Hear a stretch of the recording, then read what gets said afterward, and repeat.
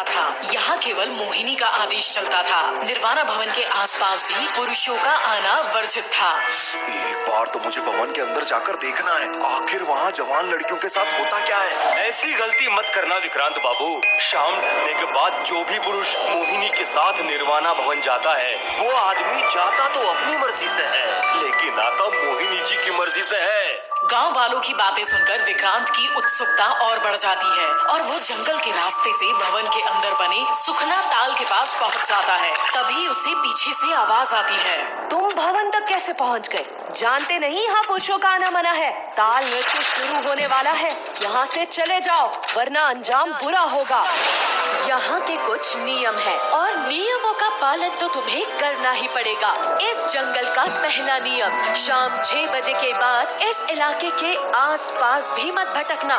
दूसरा नियम, शाम ढलते ही सुखना ताल का नाम अपनी जुबान पर कभी मत लाना। तीसरे और आखिरी नियम को जरा ध्यान से सुनो। विषानियाँ पवित्र हैं, उन्हें अपवित्र करने की कोशिश मत करना। विक्रांत सेविका की बातों को अनसुना कर बस उसे एकटक देखता रहता है। दूधिया सफेद रंग की झीनी चादर नुमा साड़ी में लिपटी उस लड़की को देखकर महसूस किया जा सकता था कि वो अभी अभी किसी इत्र के तालाब से नहाकर आई हो।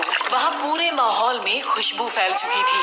विक्रांत की नजर उस पर थम गई और झीनी साड़ी में लिपटा उसका बदन देखकर विक्रांत को एक पल के लिए लगा कि वह कोई अप्सरा है। ये लड़की तो किसी अप्सरा से कम नहीं। विक्रांत छुपते हुए उस सेविका के पीछे पीछे निर्वाणा भवन के लगभग अंदर ही चला जाता है कि तभी आदेश होता है, सभी सेविकाएं पहले ताल नृत्य करेंगी, उसके बाद शुद्धि स्नान होगा। शाम ढलने वाली थी और विषानियों का रहस्यमयी स्नान अब अपने आखिरी पड़ाव पर था। ये रहस्यमयी स्नान विषानियों के लिए एक प्रक्रिया थी जिसके बारे में किसी को कुछ नहीं पता था।